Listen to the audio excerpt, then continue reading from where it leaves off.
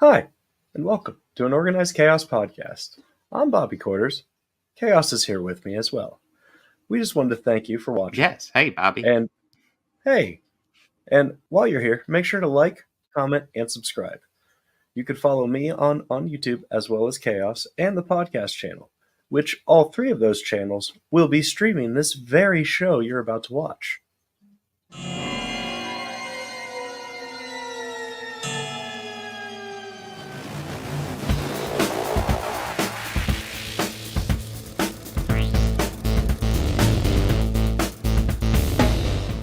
All these counselors start dropping dead, left and right. Heinous killings. Turns out, that kid who drowned the year before, his mother came back to that camp and exacted revenge.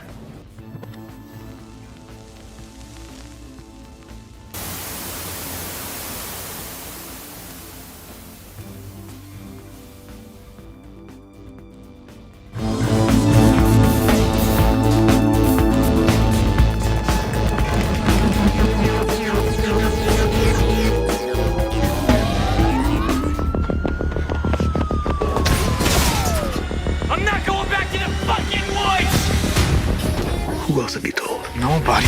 Don't say another word about this. There are evil people at this school. This is way bigger than us.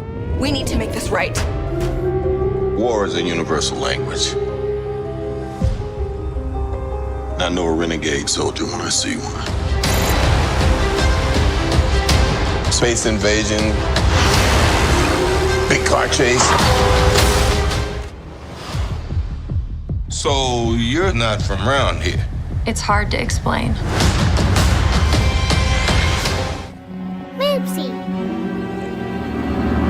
My real moneymakers are the Pyrithian swamp gobblers over there. Oopsie. Oh, the Moopsie is free! Oh no, your cuddliest prisoner is loose. Whatever shall we do? Can't be worse than the swamp gobblers. Of course it's worse! They only gobble you. The Moopsie drinks your bones! How does something... Holy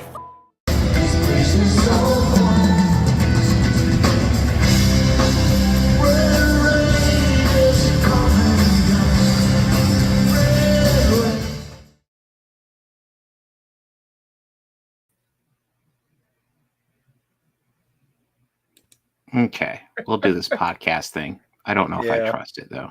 Yeah. Seems Well, a little sketchy.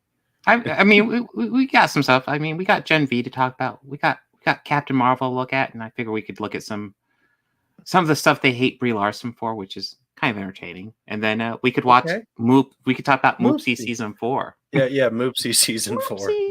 The greatest character of all in all of Star Trek lore. Like the best captain, the best villain, the best hero, the greatest of all time. We can really dive into that because that was fun. But I guess before we dive into that, did you hear that there was a band, like a smaller band that released a single recently that got kind of popular? Did you hear about this? Like overnight sensation. Okay. Yeah, like an indie band, and it got really popular. Like the Beatles. Yeah, Beatles. Yes. I think one of them. Are they European? I don't know. But I think one of the members is that guy that Kanye West helped out and worked with on one song. Oh, what's his name? Yeah. Paul Harrison. That's it. Harrison. That's right. Paul Harrison. That's right. I thought it was Ringo Lennon. Maybe. I don't know. Or no, it was John Starkey. Starkey. That's it. Yeah. That's it. Yeah. No, obviously there's. I blew it. I said Starkey. I said Starkey and not Star. I blew it. Yeah, you said his actual name. What's wrong? I did. Yeah. Just it's like, I'm sorry. I failed that one. Like people be like, "Oh, my favorite Beatle is Richard Starkey." And it's like, what? Well, that just means they're a nerd, like a Beatles nerd. So, which is fine. I am too. Yeah, no, Beatles are awesome. And I say he is my favorite actor. ooh. Well, I will say I know there's been like a behind the scenes thing on this song, and there's a video. All I've had time to do is listen to his song.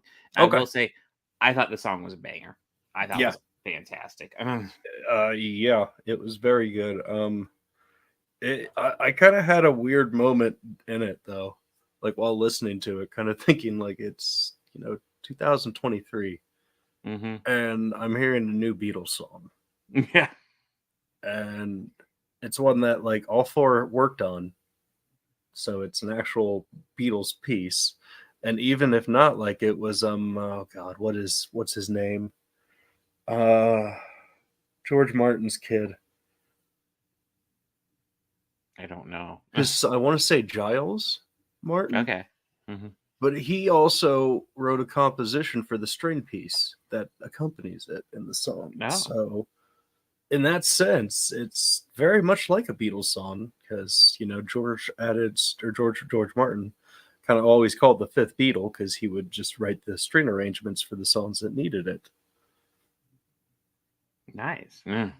Yeah, I watched the little making of thing, and in a nutshell, what was discussed, I could just kind of summarize it, was that it was Paul talking about when they got back in '94, Mm-hmm.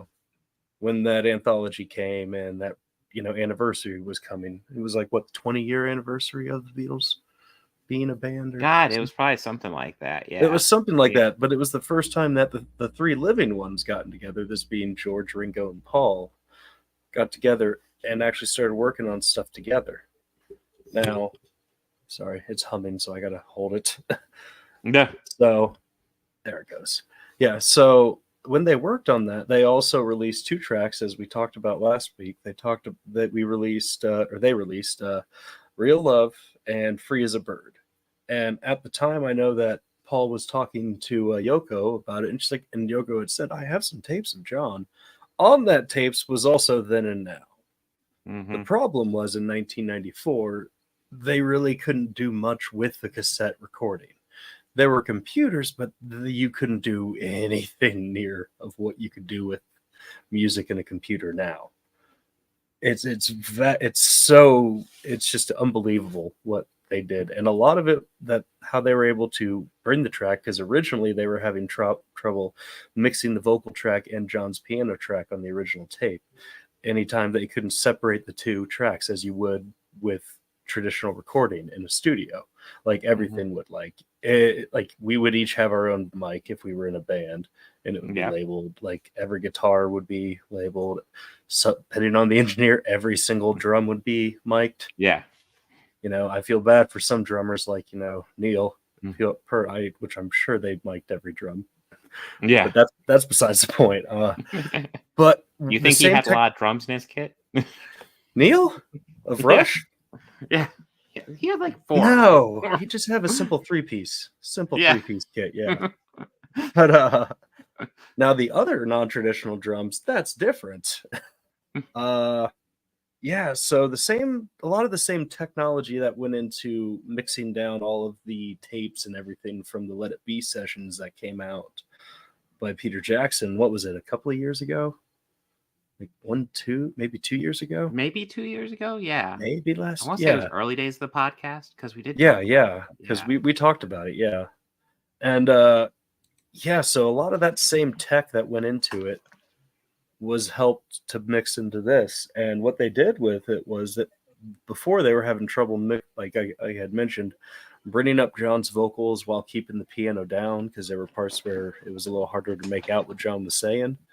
So, but with the tech they used, they were able to separate it and have each on their own track.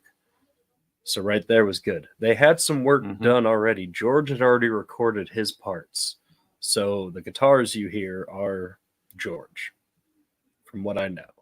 Paul mentioned something how he felt a slide part would in. So I believe either he did or he got a player. I don't know. But George's parts are still there. Even that lead is still George. Just the slide is the only thing that was added. Which, Yeah, he also talked about the string arrangement that was in there, how it was George Martin's kid. I want to say Giles, maybe. I could be getting that wrong. But he composed it, so it was still within that family. But I know that Paul said he didn't want to tell any of the musicians that this was for a Beatles track. He just wanted to make them think it was something he wrote. Mm-hmm. He didn't tell nobody knew. But yeah. Yeah, it's kind of cool. I mean, that's kind of the gist of that little making of featurette. And as for the song itself, wow, it blew me away. It was it's a really good song. Like they're saying it's the final Beatles song, which makes sense because it's like how many demos of John do you have to expand into Beatles songs? And I guess like Ringo and Paul can do stuff, but I feel like they've already kind of decided if the four of them aren't working on a track, it's not Beatles. Yeah. So and I don't see any more happening. How much of George's stuff that his wife Olivia has, that's, I mean, I know they haven't done any archive release of his material. I know that they've just like done remastered and maybe added a few demos of the songs that were on the album. But that's usually what like a lot of those remastered and reissued albums have. Yeah. Which is cool. I like that stuff. I really enjoy hearing that aspect of how a lot of my favorite music was made and created. Mm-hmm. Yeah, no, like I said, like if you guys haven't heard the new Beatles track, just go check it out. It's on YouTube. Type it in. It's called Then and Now. It is really good song, and it's a really good one to kind of I guess say goodbye to the Beatles too, because I don't see another one coming, and according to them, this is it. This is the last one. It came together really well. I guess we're ready for the main topics. Yeah. All right. So I guess opening up is Gen V. We got to finish off the season, which was awesome. Yes. Yeah. Yeah. No. So I mean, quick rundown of the premise. If you missed the first half, it's kind of I guess it's kind of set up. It's the boys' universe of X-Men. Now, when I say boy, it's not like X-Men, but it's kind of as close as you get because the boys' universe is always a twisted spin. And here we have all these students learning to be superheroes, competing to be the best superhero, so that maybe even they'll graduate and join the Seven. And I guess I mean spoilers. It's also actually a lab to experiment on superheroes and figure out how to fuck with them and shit. Yeah. It's I mean that's really kind of learned in this half of the season. Like it's set up as a school to actually teach these kids how to use their superpowers, but it's really a place to study superheroes and just figure out what makes them tick. Pretty much, yeah. I mean, it's the boy style stuff. And what I will say after finishing this season is that I think I prefer all the boys seasons more than this.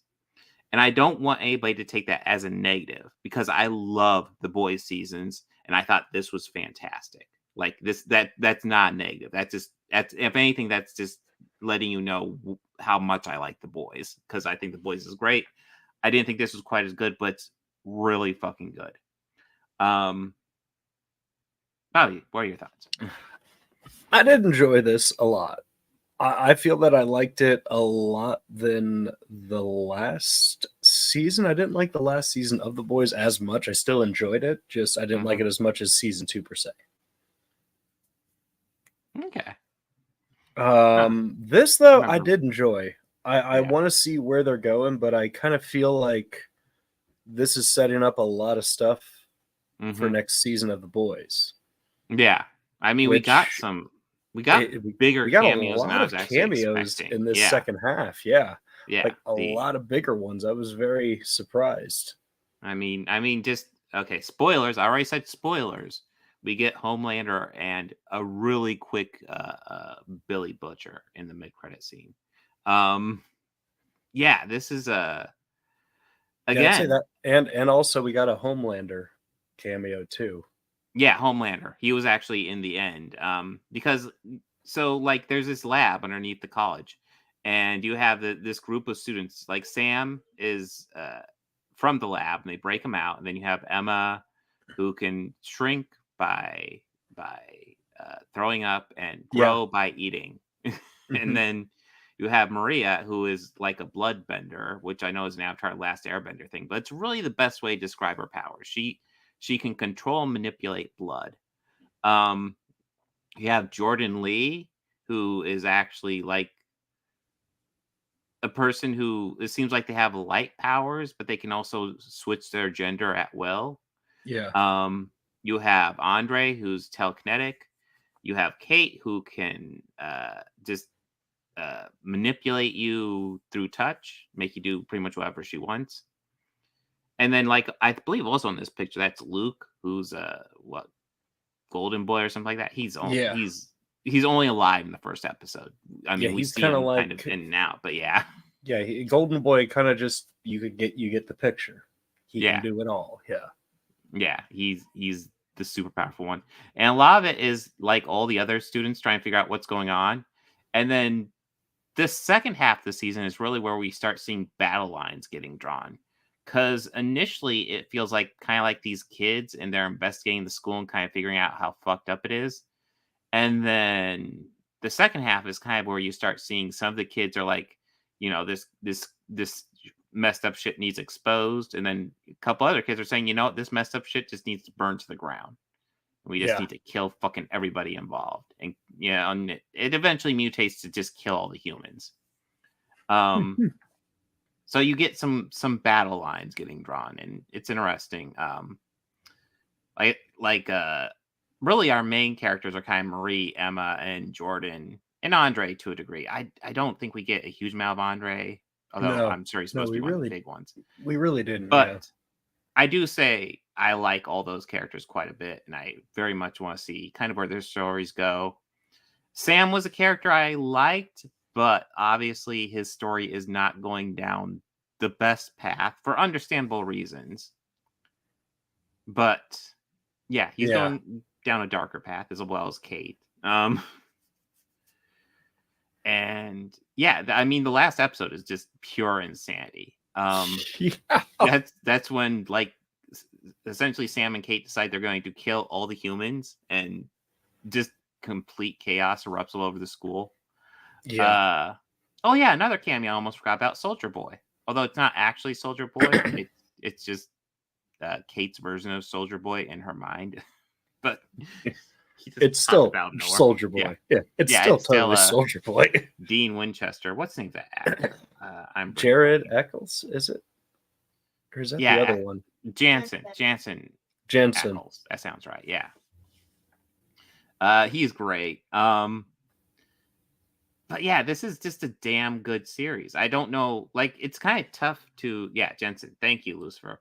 Thank you. It's tough to say much more other Lucifer. than this is a fantastic series. It's worth checking out. Like, if you like The Boys, yes, dive into this, because they're doing setup for season 2 of Gen V, obviously, but they're also setting up season 4 of The Boys with this as well. It's just damn good. I guess anything you want to add, Bobby? No. This was really great, and I'm excited for the next season of The Boys, because that end credit scene, it looked like Billy was in Sam's old room. So he was investigating what had happened. It's like, does that mean he's hunting those two now? Who knows? And is he gonna? I don't know. And where the hell did they send those kids? Like, where the fuck were they? I don't know. Yeah, they're well, yeah, like they're in that room with no doors Windows or anything. Or doors. Well, it's Emma, Marie, Jordan, and Andre in there, and it's like, the fuck is going on? Yeah, like that's one thing that these writers are great at of this canon, like just leaving you with a what the fuck. No, well, they're great at like leaving you with the what the fuck, but then actually when they give you the payoff, it's like actually feels deserved. Yeah, like you don't feel cheated with the payoff when they actually bring it to you. That, in my opinion, is the toughest thing to pull off, and they usually pull that off pretty nice. Yeah. So I'm excited to see what happens next. I am too. So, do you want to talk about the most hated movie of all time? Well, maybe not the most hated, but one of the most hated movies of all time. Is it Leonard Part 6?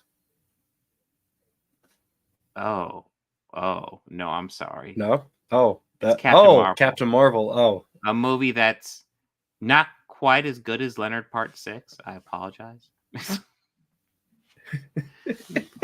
I mean, at least it's not Pluto Nash. True. So like my opinion on this is kind of unchanged from the last time I watched it, which was probably in 2020 when I did the video comparing this to Shazam, where I'm like, it's not perfect. It's pretty good. It's definitely got its moments. I find the overall internet reaction to this movie kind of wild for how. I mean, I could argue part of its biggest crime is that there are moments that are fairly milquetoast. That would be the biggest crime I would say this movie has. That, in my mind, that doesn't really elicit, hey, let's make 1,000 hate videos on it. But What do you mean by milk toast? like it doesn't really stick in my memory. It just kind of like the most obvious example, and I brought this up before. So okay, going over the story. Captain Marvel, Carol Danvers, Veers at the beginning of this movie, is works for the Kree Empire. She's a soldier.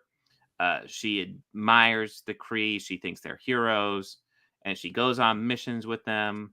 And then one of the missions leads her to Earth, where she finds out this is the planet she's from, and finds out essentially over time that the Kree have just been lying to her, manipulating her, and that her life was actually on Earth.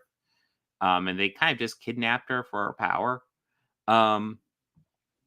And I'd say one of the biggest moments that I think drives me nuts, and like I feel like the actors kind of deliver, but like the screenplay and the lack of a better word, the direction, I feel it wasn't there. It's where she learns that like her whole life's essentially been a lie. And there's like a little bit of bickering over it, but like eventually she's like, okay, cool. And kind of just moves on. And I feel like they should have been more of an impact. Just, I feel that moment should have been huge. And instead it was this kind of almost a blink and you miss it type situation. That's probably one of my biggest critiques of this movie is that I feel like that moment deserved a bit more punch. Okay. I don't know. Okay. That's a fair criticism. Yeah. I mean, my overall thoughts on the movie is I think it's good. Like, it's not one of my favorite Marvel movies, but I think it definitely it's a solid movie. I think it works for what it's meant to do. Yeah. What do you think, Bobby? I enjoyed it. I mean, I kind of went in blind in the sense of what I knew about the hero.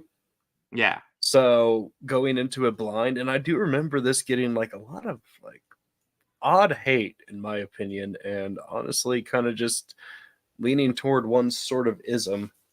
And yeah, I just kind of disregarded that. I remember one of the big criticisms of it was how cocky and nonchalant she was, or Brie Larson was, throughout the movie and with the character.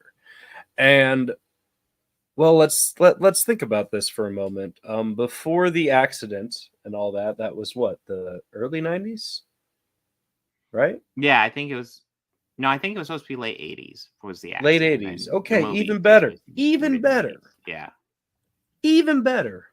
So, okay, for a woman to have a position that she had, which was pilot, yeah, I'm sure a lot of that came with the territory that, you know, she had to be that way. She had to be cocky and arrogant in order to hold her fucking own.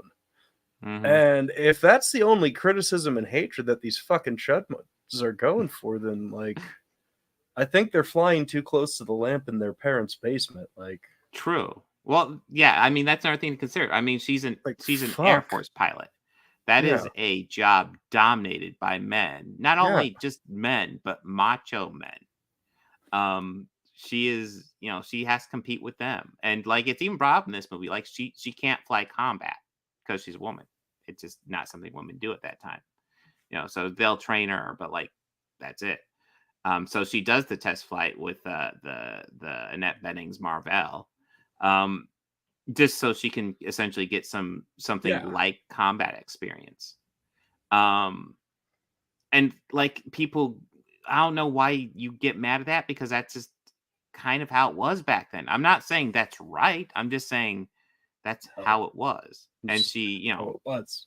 yeah, and she, she's experiencing like sexism and guys being piece of shit towards her, and it's like that's kind of the environment she's in. And I don't then know what you reality expect. just kind of mirrored that for her, which I Yeah. felt bad. I feel bad for Brie that happened. I mean, I think she Mhm. did a great performance. She was great and Yeah, no, believable, yeah. and all the other appearances of her in the MCU match in suit fit.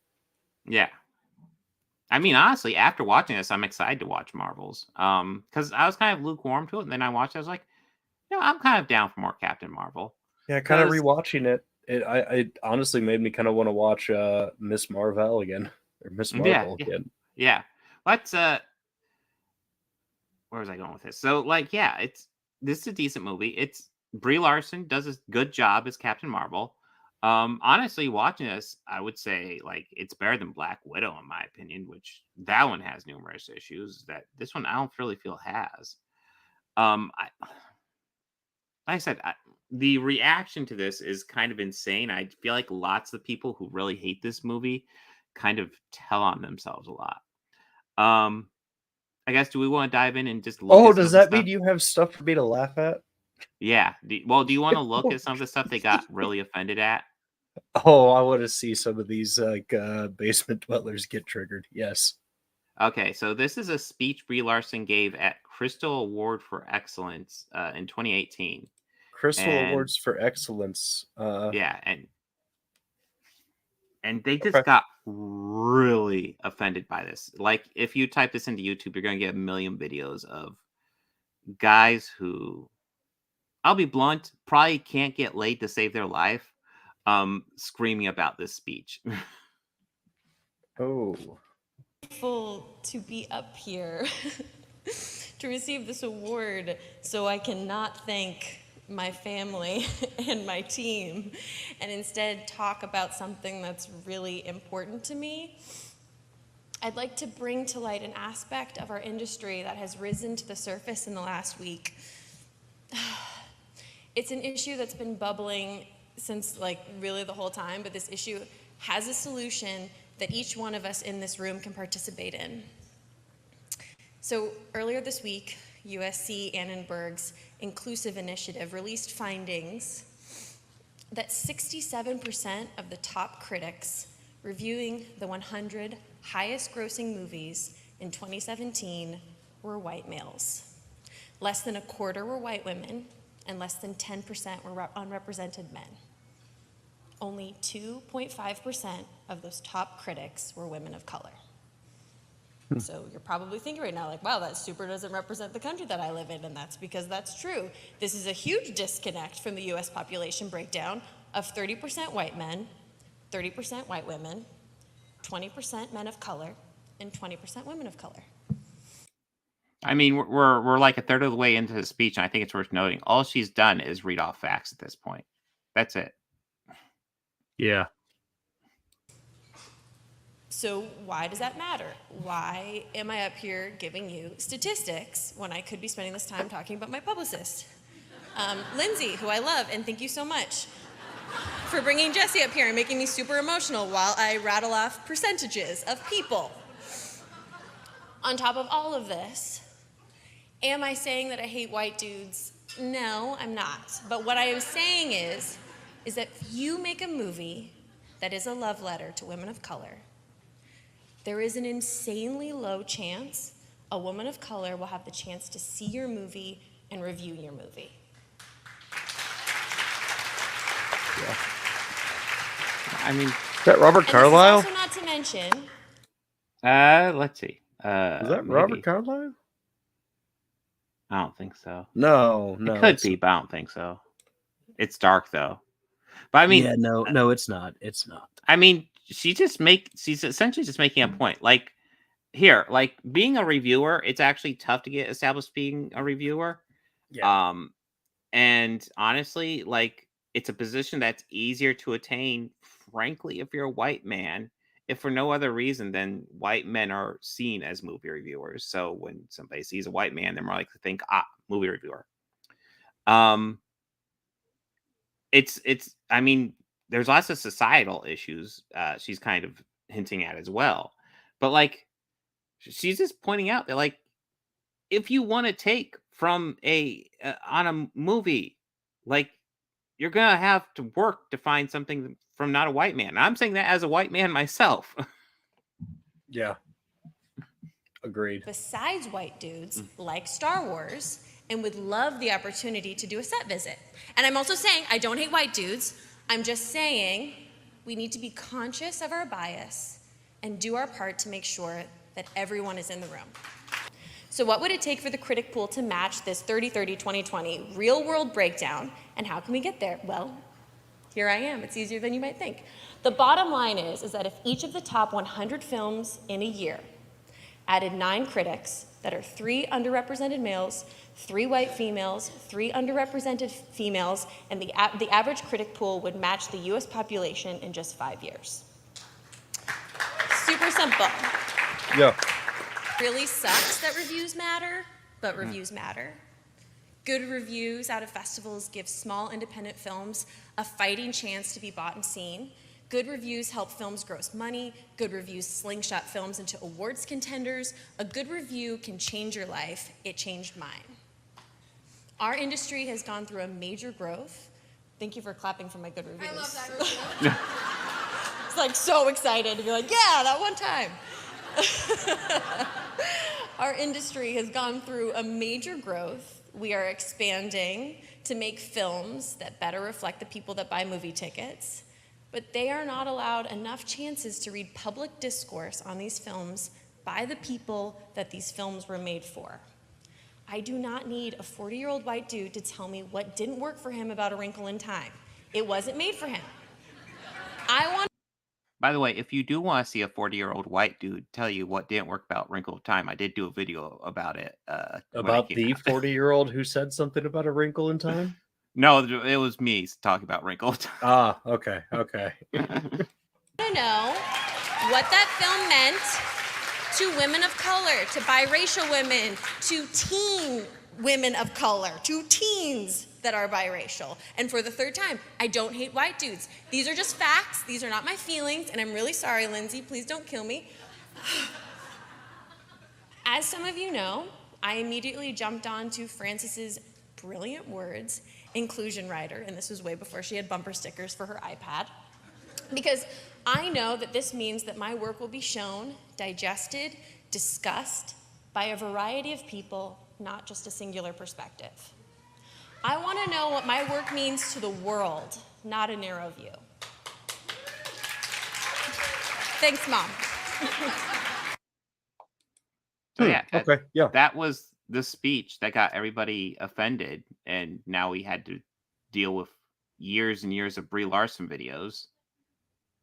And like you could argue maybe she needs to include more nuance, more of the societal stuff. I don't know how much you want in like a award speech, because there's only so like I'm impressed they let her talk for that long, frankly. But like overall, she's correct. Like she's mostly just spitting facts. So I'm not sure. I mean, I guess we can go a bit into my YouTube history, because I remember like my channel was kind of booming and then the Brie Larson stuff took off. So I did research and I watched that speech back in the day.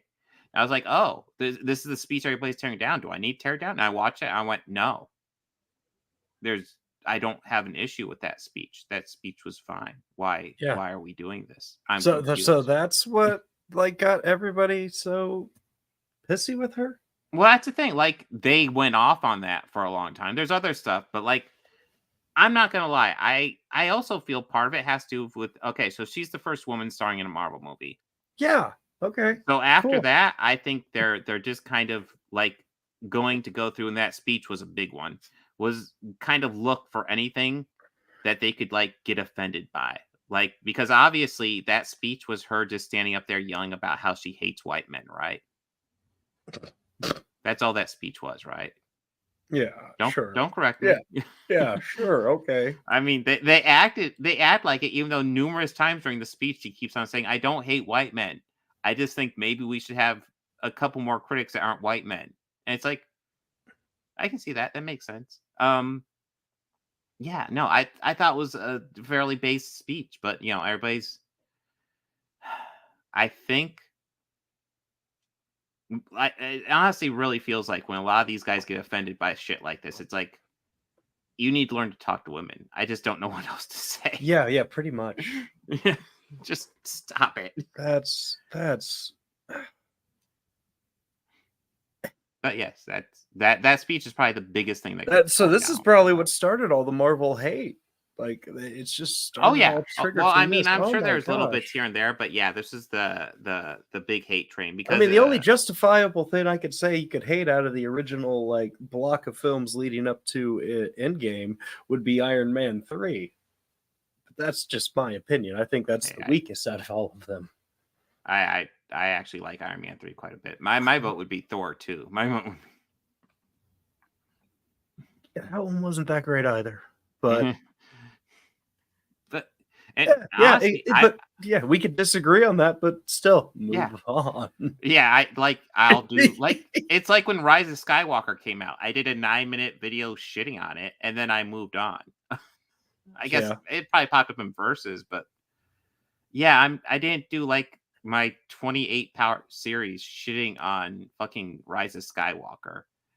And something like Captain Marvel, no, like it's actually like it's an entertaining, well done movie. And one thing I will say about Captain Marvel the movie is that Captain Marvel the character has a really convoluted and weird backstory and powers that are kind of it's tough to describe. And I think this movie does a really good job of kind of synchronizing that as much as possible and kind of defining her as much as possible. Because comic book can get kind of wonky with her, and here I feel fairly well defined. Yeah, overall, this isn't my favorite MCU movie, but it's good. It's, in my opinion, a damn sight better than Thor: The Dark World. Yeah, this is definitely better than Iron Man 3. I would put Iron Man 2 there, but yeah. But yeah, it's a good movie. Like I said, it's not gonna blow your mind, but it's good. It's better than Ant-Man and the Wasp that came out right before it. I don't even think that's a hot take. Yeah, that one wasn't that great. Yeah, no, well, like I've said, like I like the first Ant-Man. I think Ant-Man and the Wasp and Ant-Man and the Wasp: Quantumania are fun, but like insanely forgettable movies. Like I can tell you, like Kang was in the third one. Okay, yeah, that's why I can tell you about those two movies. But yeah, Captain Marvel's a good movie. It's it's totally solid. Like you're dealing with, I mean, a lot of the themes in it are about like essentially her being lied to, manipulated. Being told essentially she's less than what she is and she has to rise above it. And lots of people are like, oh, it's a feminist agenda. And you could argue, yeah, sure, that's feminist stuff because women are frequently told that. But people in general are also told that. So it's also a fucking human story, not just the a lead feminist character story, just just happens because to the be fucking woman. The lead character just happens to be a female. Yeah, it's insane. But you know what? Fuck it. I like Captain Marvel. Good movie. Yeah, I'm I did excited too. for Marvels. I am too. That's going to be fucking hella awesome. Yeah. And also, I'm excited for the return of Goose. Yes. Well, Goose is the best character. Goose is almost as good as Moopsy. Almost. Nothing is better than Moopsy. You watch your fucking mouth. Are we ready for a Lower Decks? Yes. All right. Lower Decks. I picked the image that perfectly sums up the entire season succinctly. Moopsy. Moopsy. I'm not gonna lie. Like, I want the next Star Trek movie to be the villain will be Moopsy, and it's like a hard R rated for gore, like graphic hardcore. Yeah, it just is a little creature. Moopsy. I think we found the Tarantino Star Trek film. Yes, the Moopsy.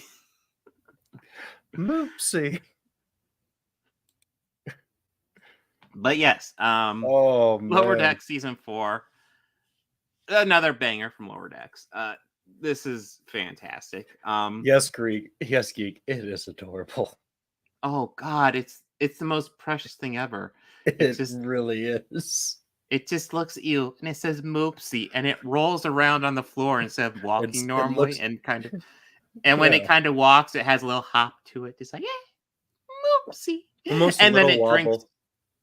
and then it drinks your bones It quite sucks your suddenly and bones. quite violently, and you're dead. And you're It is adorable. yes, it's like the ultimate Pokemon, and just terrifying. I will say that scene was the first time that just audibly I was like, holy shit. Yeah. Like Jesus. It's like you knew, like when Moopsie came up, okay, there's gotta be something up with this, right? And then you saw it's There's like, something up. holy shit. Like at first I thought it was something like is it just like the littler part of a bigger thing? No. Yeah. No, No, not that. it's little and cute. It's nothing weird about it. Let's see. I'm trying to think. What There was a lot of obviously- Ferengi in this season too. Oh yeah, we got I the loved. return of Rom and Lita, which is awesome. Yeah. Leaders. Yeah, we get a full-fledged Ferengi episode, which we'll probably cover on the Ferengi stream when that comes up. Because the Lower Decks crew actually goes to Ferenginar And because of profit. Yeah, there's profit involved as well. well, the whole season we have this mystery ship going out and destroying other ships. It looks like they're vaporizing ships. Yeah, It legitimately, I think is like, what is they just vaporizing them? What the heck? yeah. Well, I think most of the episodes begin with a new ship essentially just getting vaporized. Well, it was like maybe episode 3 that started it. mhm. And I remember I shot you a text because it opened with this, and I would probably the worst words or way to start a Star Trek episode. Somewhere deep in Klingon space. Yeah. And like I hit send and then watched it, and then just kind of was like, what? Mhm. Did they just vaporize a Klingon warship? What the? Yeah. What? There is lots of death in this series for Yeah. like a goofy little cartoon. There's lots of death. There was we That's right. saw also see a Ferengi ship, a Romulan ship. Yeah, what, Klingons Cardassian obviously too? somewhere deep in Klingon space. Like a cadet, yeah. Yeah, well, I don't remember us seeing a Cardassian ship get vaporized, but there was definitely Cardassians later. Yeah, there when were we meet up. Cardassians There there. must have been one. Yeah. That's right. The first episode is the huge Voyager reference with The yeah, they Voyager actually fan go to the out Voyager episode. ship, and it's like a museum, and they keep on encountering shit from Voyager, and eventually a couple of the crew members get Tuvixed. And if you don't know Tuvix was the classic Voyager episode where Neelix and Tuvok are spliced into being one being, and that being did not want to get separated, but Janeway forced him to separate anyway. And I kind of feel like this episode goes back in time and kind of just goes, Janeway probably did the right thing. Because eventually, Admittedly, I hadn't watched that episode, and I might have stopped after it and watched it. Mm-hmm. No, the actual I don't know Voyager if she did the episode right has thing or some not. moral quandaries. Yeah. Yeah, I don't know if she did the right thing or not. Well, this I'm on the episode fence, though. decides to go ahead and add to it because once the first crew member gets spliced, all of a sudden they're insisting that everyone else gets spliced, so everyone starts getting spliced together. Just the whole crew pretty much. And then the whole crew pretty much gets spliced together in this massive, undescribable blob because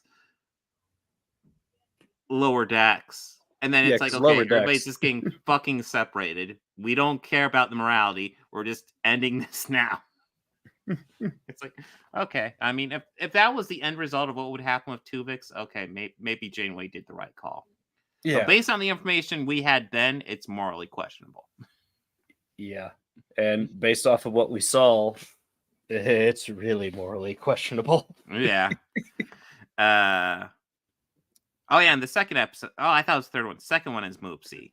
Yes. Which is fantastic. Dude, yes. Guys, if you're not sure if you want to get into Lower Decks, watch the second episode of Season 4. It stands pretty much on its own, and you get to see Moopsie. And it's precious. Yeah. Oh yeah, and the first episode ends with the entire lower decks getting promoted because you aren't supposed to be an ensign forever, which it makes you feel really bad for Harry Kim when you realize all the lower deckers are now lieutenants junior grade, and he was an ensign for 7 years. Yeah.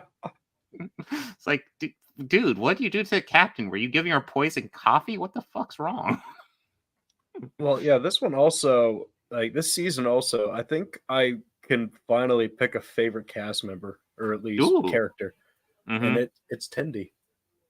Oh God, yeah, Tendi had a Like- lot going on this season. She had so much. Yeah. And also the new Vulcan edition. Yeah, the Vulcan. Well, I like all the characters, and I do yeah, too, but I yeah, really Tendi's probably appreciate my Tendi favorite, this yeah. one. But like Rutherford's great, Mariner's great. I really like Rutherford actually. I don't know who would be Yeah. my favorite though. I mean, Brad is Brad. I mean, Yeah. I Boimler's think he's my Boimler. icon on Paramount Plus. I don't know if he's my favorite character, but he is fun. Mine is a crank yanker from Paramount Plus. Nice. But I just saw that it was him and I went, yes. and yeah, well, actually, yeah, they all get promoted except for Rutherford. So, like, Rutherford decides next episode he's going to work really hard so he can get promoted, and it never quite works out. And one of the other ensigns gets promoted over him, and then it's revealed, oh, yeah, no, actually, I was offered promotion like a shitload of times, but I said no because I didn't want to get promoted over you guys. And they're just like, well, can you get one of those promotions now? And he was just like, hey, Oh can I no. get promoted? Hey, can I get one? Yeah, sure. Why not? And then the guy who was about ready to get promoted just lost it, and Rutherford got it. He was like, oh shit. They're just like, oh yeah, of course you can get it, dude. Of course you can. Have you seen what you've done for the ship? You're good. But let's see, what other great ups? I mean, this is what's. Let me get out a solid thought here. What this the serialization of this show reminds me a lot of like essentially Deep Space Nine, and Deep Space Nine was considered super serial when it came out, and nowadays it's not quite that serial because like there's tons of standalone episodes in Deep Space Nine. They're just serial elements.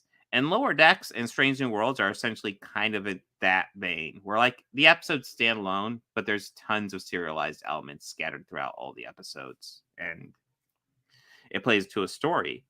And one of the stories here is essentially the ship going around and apparently vaporizing people. And spoilers, it's not vaporizing people; it's actually teleporting them. And it's a huge plot done by Nick Lacerno, I think. Now, if you don't know who that is a character from Star Trek The Next Generation who was based on it wasn't based. The character of Tom Paris was based on this character. And but they didn't want to pay for the rights to carry him on into Voyager. So they just made a whole new character with essentially the same backstory and named him Tom Paris. And it's played by the same actor, Robert Duncan McNeil, which is one of the jokes in the series is when Nick shows up, one of the characters is like, is that Tom Paris? That looks like Tom Paris to me. I'm pretty sure that's Tom Paris. But yeah, well, I think one funny fact is now in Lower Decks, Robert Duncan McNeil has ended up playing Nick Lacerno more times than Tom Paris, I'm pretty sure, which is just a funny fact. But yeah, I kind of like how they bring him in as almost like the villain. He's the Tom Paris who didn't get the character arc that he got in Voyager. And now it's set up with him being a Genesis planet type deal, which is wild. Yeah, that was crazy. That and last then episode was nuts. And then you brought up the Tendi stuff because we deal with loss of her family, how she broke away from her family. She's supposed to be the leader of her house, and she loves science, so she did not do that. Yeah, and it also turns out that she's a low-key super badass. Yes, she kicks serious fucking ass. Like You do not want to end up on the wrong end of her in a fight. Like, she will wipe you out in a heartbeat. And also, she's very she can get you anything on her planet. Like, she has some pull. She's incredibly powerful on her planet. And essentially, one of the huge storylines was that they need help from the Orions, and since her family was so powerful, she got help. And hello, hey, they know her name, the Bobs. But yeah, her family's incredibly powerful. The Cerritos needed help, so she went and got help. And the deal was they had to win a fight, and if they lost the fight, Tendi would return home. And they lost the fight, and the season ended with Tendi returning home. And I'm like, okay, this is obviously set up for a story for her, but I don't like her not with the Lower Decks crew. I don't. I think that she might come back soon. I'm pretty sure that's gonna at least be a storyline into next season, if not the entire season. Or she's gonna actually reach out to them to be like, "Hey guys, I need your help." Well, I mean, and it does firmly establish she loves the science stuff. Like, she's part of that crew because she wants the science. She obviously has tons of power where she's at. Tons of power. She can get anything she wants on her homeworld, but instead she'd rather join the Federation and do science stuff. I think that's kind of cool. And she's a great character. And that's what's great about this series. They're all great characters. Even fucking Ransom, who's just like this jacked up commander, has his moments when he's dealing with Mariner and, like, putting up with a lot of her shit. I'm refused to get promoted shit, or I'm going to get demoted. You watch me. And he's like, fuck you. You're not getting demoted. I'm not going to demote you. Yeah, I'm not going to demote you. So you're gonna try like hell to get demoted, and I'm gonna say no. And I'm just gonna and I'll promote you again. Yeah, you want to be a commander? You watch you. But yeah, this is just such a great series. It does a great job with the characters. It's hilarious. Yeah, very funny. It's kind of amazing. I imagine this is probably my favorite of the new Trek series right now. I mean, I still like Deep Space Nine and TNG more than this, but this is just solid fun. I am enjoying this very much, and I really enjoyed the Strange New Worlds reference. I think it was in the first episode. It's like even that Pike thing that we're not supposed to talk about. Yeah, they dropped that in there. Well, I mean, this is the first Lower Decks we got after that crossover, which was a fun fucking crossover. But yeah, I'm excited for season 5, and at this point I have to wait a year, possibly more. Hey, studios, pay your actors so they can start recording. Pay them a fair wage. Make a deal. You were able to make a deal with the writers. Yeah, you made a deal for writers. You gave them. Let's give those words some life. Why don't we give those words some life? I've heard the big sticking point with the actors right now is AI, because the actors are like, yeah, we don't want you to ever use AI to replace us, and the studios are not wanting to agree to a lot of those points. And it's like, okay. But yes, Lower Decks is fantastic. Is there anything you want to add, Bobby? No, I enjoyed this very much, and I'm excited. I'm bummed I have to wait a year for more Lower Decks. Possibly more until they get the fucking strike resolved. Well, actually, a show I've been watching on the side, it's a victim of it. Oh, really? What is it? Chucky, the new Chucky season. Only 4 episodes. And it kind of left on a big cliffhanger too, so it's like, I didn't realize the season wasn't finished. Only 4 episodes. Oh, that sucks. Mm-hmm. And I liked where this season was going too. Mm-hmm. But next week on the podcast, I got Depeche Mode. George and I are going to go see Depeche Mode. We're do an album ranking. I'm off next week. Yeah. Yeah, I'm excited. And then, but in 2 weeks, you might be like, hey, where's the Marvels coming out? Listen, you're just going to have to watch us talk about Captain Marvel to sate that until we get to the Marvels in 2 weeks, because it's going to be a bit late on that one. Mm-hmm. But we will be talking about the Marvels, and then we'll be talking about the first Hunger Games, and then we will be finishing off Loki season 2. Yeah, Hunger Games isn't thrilling, but I guess we'll I'm not do excited the new about one. it. But yeah, I have to be honest with you. I'm not looking forward to it. the second Hunger Games is the good one. The first one's fine, and then the fourth one just kind of drags. To me, it just seems like it's like Lord of the Flies with an audience, and I Mhm. would just rather watch Lord of the Flies. Well, I mean, have you ever seen Battle Royale? No. Okay, Battle Royale is worth checking out, and Okay. Hunger Games reminds me a lot of Battle Royale with just less edge. Because Which is just like, this came out in that time period where there was just so many of these like dystopian future yeah, the wasteland young adult dystopian future stuff. movies. Well, Yeah. like I remember this one that was like about a virus, and in it there were biker gangs, knights and castles, and Mad Max rejects. I can't remember what it was for the life of me, but it had Bob Hoskins in it. I don't know that one at all. Yeah. I remember That like I sounds went over to a weird. friend's house and he's like, "Oh, we're watching this, man. That was a great movie. You never seen it?" No. I sat and watching it. It was just more okay. So there's a castle and there's knights. What about the Mad Max rejects and the biker? Oh, nope, we're just different part of the world. Okay. Okay. Almost sounds to me like Doomsday, but like Doomsday is definitely not a young adult thing. Think that's what it was. That sounds Oh, okay. familiar. Was Bob Hoskins in that? I don't even remember. It had some name like that or some crazy nonsense. There's a couple of names in there. I just, you know what I will always remember is during the Mad Max section, like they're doing these games, and like one of the guys, essentially like one of the leaders, comes out to the song "Big Thing" by Fine Young Cannibals, just dancing out to it, and it's just there's a tonal distance going on that is just blowing my mind. I remember some scene with the Mad Max rejects where it involved a human sacrifice.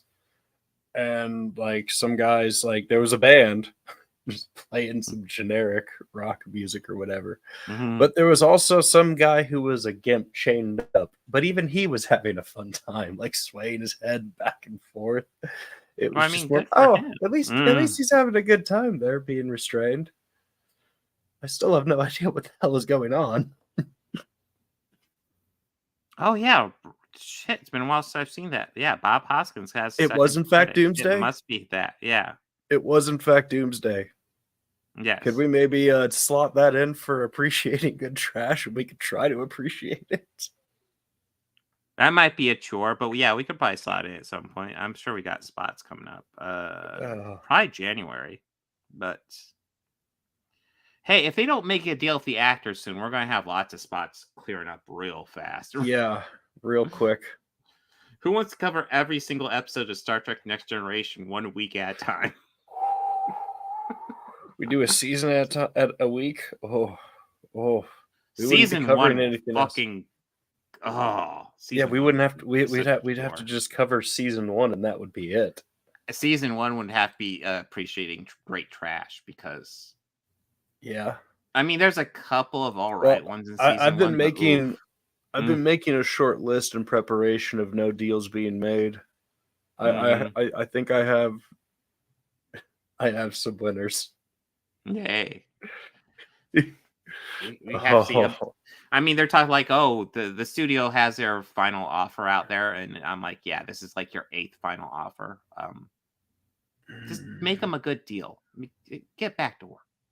Do your job. You guys have already taken away so much of the craft of Yeah. film with computers. Mhm. Don't let it completely kill it. Yeah. Like Well, it took away sets, which I Yeah.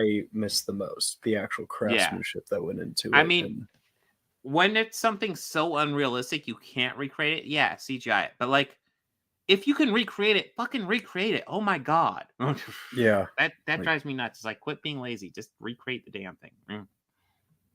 agreed. But you know what? Yeah, completely agreed. Yeah, Depeche Mode next week, and that should be fun. I'm gonna see them on Friday. nice. I'm excited to see that concert. Yeah. That should be a great concert. And then where are you seeing them at? It's not a place. What, Rocket Mortgage Center in Cleveland? Okay. So it'll be a little road trip on Friday. But, Yeah, it's I think that's where the Cleveland Cavaliers play. okay. I've not been there, so I it looked like arena seating. It looked like Yeah, theater so seating that's set up, probably where so, they play. Yeah. yeah. And arenas usually function better than some venues, depending. But so we'll They see do. how it goes. They Yeah. do. hmm So hopefully that goes fairly seamlessly. But there's nothing wrong with the little music hall. Nothing Yeah. wrong with that either. No, music hall. Like I saw Yes in music hall. That was nice. Okay. Yeah. But yeah, that Depeche Mode next week, and then we got Marvel's Hunger Games and Loki. Okay. Marvel. Oh yeah, and I will also say, in case anybody's wondering, yes, I did see the Echo trailer, and I'm more excited for it than I thought. Did you see the Echo trailer, Bobby? No, I have not. It's going to be Marvel's first TVMA thing for the MCU. The trailer is fairly bloody. Okay. Yeah. But it looks Um, cool. It looks worth it. It's worth checking out. Yeah, I'm doing that now. But I'll let you go ahead and check it out, and I will sign us out. But right. everybody, have a good one. Take care.